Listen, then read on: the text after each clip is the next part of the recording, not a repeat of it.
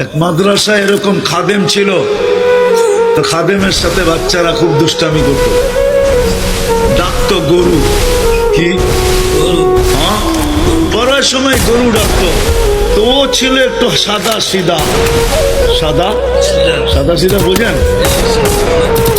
সরল ছিল, সরল সহজ সরল, একটু হাবলা টাইপের, তো বেশি মাথায় নিত না। আবার দেখবেন হাবলা মানুষ চেতলে কিন্তু খবর আছে, ঠিক না? একদিন বৃষ্টি হইতেছিল প্রচন্ড, এর দায়িত্ব ছিল ছেলেদেরকে খানা পরিবেশন করা। খানার সময় হয়ে গেছে, খানা নিয়ে আসে না, তো ছেলেরা চিৎকার দিতেছে গরু কই গেল।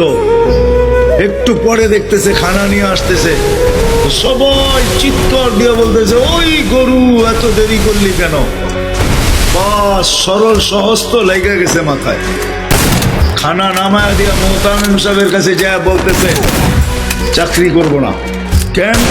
বাড়ি মাদ্রাসায় যেটি পালেন এটি সব দেয়া যাবে।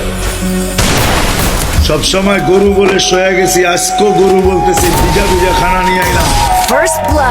মোহতামিম সাহেব বুঝছে যে সরল সহজ মানুষ চেতলে তো এরমই চেতে গেছে গা সিধা বাড়িতে।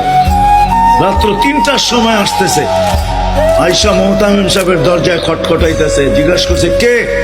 হুজুর আসছি। কি জন্য? চাকরি করবো। তুমি না দিনের বেলা চলে গেলে চাকরি করবে না? এতদিন চাকরি করতেছিলাম শুই না, এখন চাকরি করবো দেখা। বলছে এটা আবার কি দেখা চাকরি করবে? মানে আমি স্বপ্নে দেখতেছিলাম কিয়ামত হয়ে গেছে, আমি পুলসিরাতের পাশে গিয়ে দাঁড়ায় আছি, পুলসিরাত চুলের মতো চিকন, তলোয়ারের মতো। ভয় পাইতেছিলাম এটার উপরে পা রাখবো তো রাখবো কি করে। একটু পরে চিৎকার শুনলাম, দেখলাম মাদ্রাসার ছেলেগুলা সবগুলা হইহুল্লার করতে করতে আসতেছে। ওরা পুলসিরাতের পা দিতে দেরি, এটা সুপার হাইওয়ে হয়ে যেতে দেরি হয় না। সবগুলা উঠা পার হইতেছে, একটা পিছন থেকে আমাকে দেখা ফেলছে আর চিৎকার দিয়া বলছে ওই তোরা যাস কই? আমগো গরুটা তো দাঁড়ায় আছে, ওরে নিয়ে যাবি না?